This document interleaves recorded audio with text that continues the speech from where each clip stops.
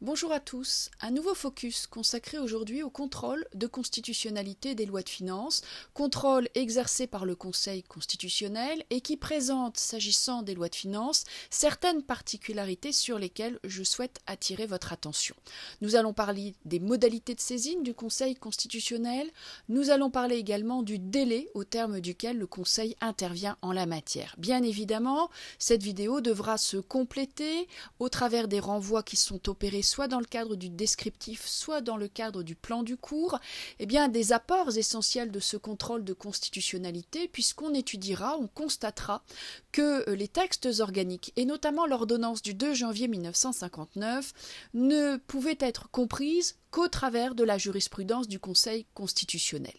Alors avant d'en venir là, avant de vous renvoyer à ces vidéos, détectons dès à présent ces deux particularités essentielles. Tout d'abord, dans la saisine, il convient d'appliquer les dispositions de l'article 61 de la Constitution au travers du filtre qui est établi pour saisir le Conseil constitutionnel. Seul le chef de l'État, le Premier ministre, le président de l'Assemblée nationale, le président du Sénat, ainsi que, depuis la révision constitutionnelle de 1974, 60 députés ou 60 sénateurs peuvent saisir le Conseil constitutionnel. Il n'y a pas en matière de loi de finances de saisine automatique, le Conseil ne peut être saisi que par l'une des autorités que je viens de citer ici. Petite précision, le projet de réforme constitutionnelle du printemps 2018 envisage de réduire le nombre de parlementaires nécessaires pour saisir le Conseil de 60 à 40. 40 députés ou 40 sénateurs pourraient saisir le Conseil constitutionnel, ce qui pourrait très logiquement faciliter l'intervention du Conseil constitutionnel. À suivre donc, si cette réforme venait à l'ordre du jour, il se pourrait donc que ces modalités soient modifiées en conséquence.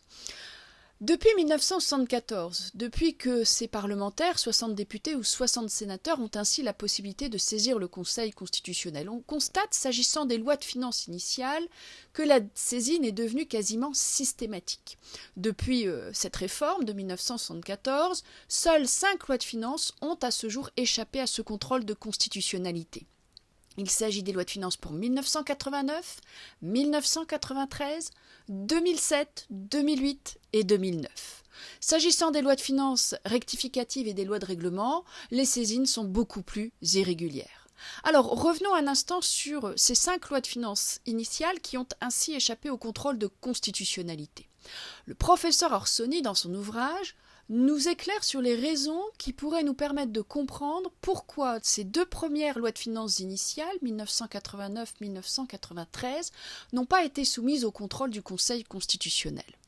À propos de la loi de finances pour 1989, il relève une ouverture vers l'opposition qui a permis de gommer les aspects les plus susceptibles de contestation.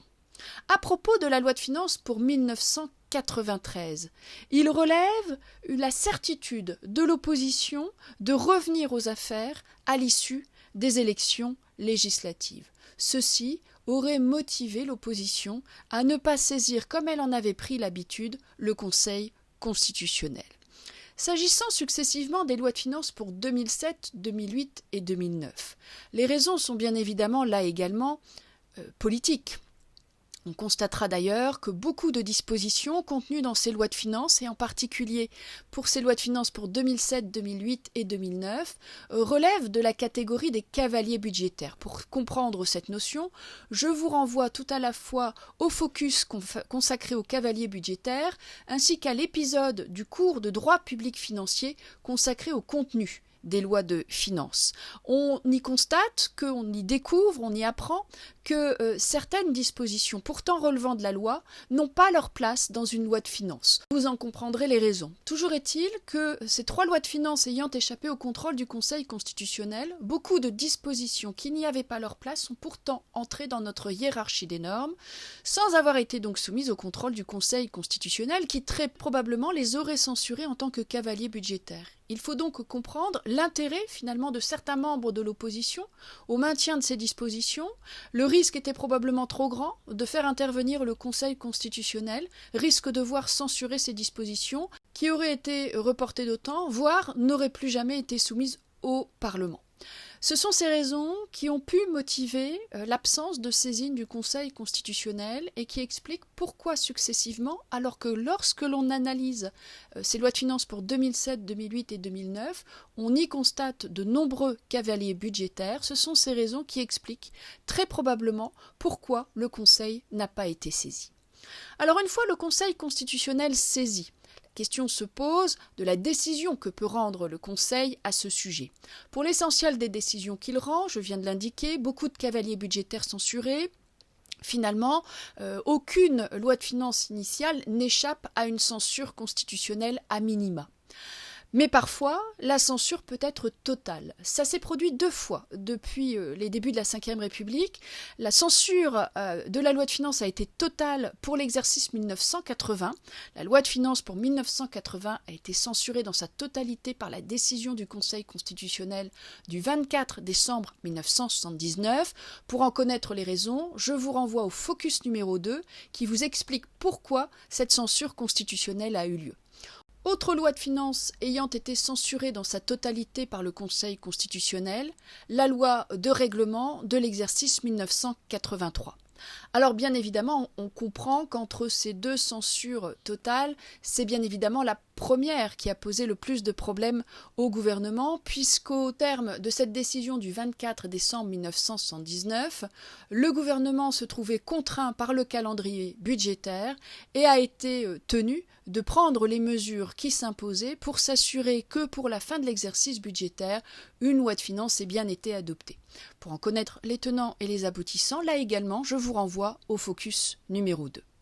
J'en viens à la deuxième particularité du contrôle de constitutionnalité des lois de finances. En effet, ce contrôle s'exerce dans un calendrier abrégé. Les dispositions de l'article 61 de la Constitution fixent un délai d'1 mois au Conseil constitutionnel pour rendre sa décision. Toutefois, ce délai peut être ramené à 8 jours lorsque l'urgence, lorsque le gouvernement le propose, le demande. On peut considérer que dans le cadre de l'adoption des lois de finances, on se trouve dans une certaine situation d'urgence, le respect du principe d'annualité budgétaire. Je vous renvoie à la vidéo correspondante dans le cadre du cours de droit public financier pour découvrir ce principe si vous ne l'avez pas encore fait.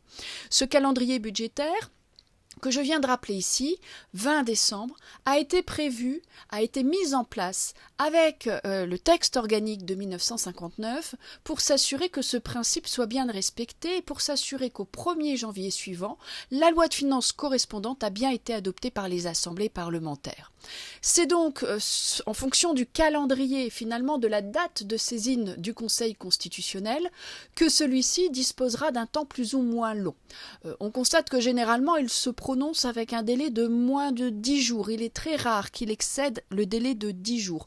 Ce fut notamment le cas pour l'examen de la loi de finances pour 2016, où il a mis 11 jours pour examiner ce texte. Bien évidemment, ces particularités dont il est question ici dans le cadre de cette vidéo, que ce soit en termes de saisine ou de délai, s'entendent des décisions de déclaration de conformité qui sont prononcées par le Conseil constitutionnel, c'est-à-dire lorsqu'il est saisi de la petite loi, entre le moment où le Parlement a adopté le projet de loi de finances et le moment où le chef de l'État est supposé promulguer le texte. Durant cette période, le contrôle de constitutionnalité va pouvoir s'exercer dans le cadre de ces fameuses décisions de déclaration de constitutionnalité qui pendant longtemps ont constitué l'essentiel de la jurisprudence constitutionnelle en la matière.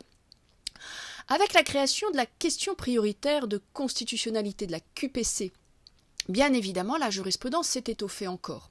On aura l'occasion de découvrir, au travers de 2 vidéos dédiées, le rôle de la QPC dans le domaine du droit budgétaire et le rôle de la QPC dans le domaine du contentieux financier, à mettre en lien avec certaines parties du cours, en fonction des plans respectifs, soit de droit public financier, soit de contentieux financier, vers lesquels je vous renvoie sur la plateforme de l'université.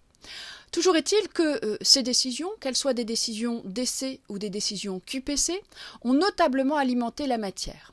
Et on étudiera, on approfondira dans le focus suivant l'apport essentiel de la jurisprudence constitutionnelle au droit public financier en constatant, notamment s'agissant de l'ordonnance du 2 janvier 1959, que cette ordonnance ne pouvait pas être comprise, ne pouvait pas être appliquée sans finalement l'interprétation qu'a pu en donner le Conseil constitutionnel au travers travers de ces nombreuses décisions.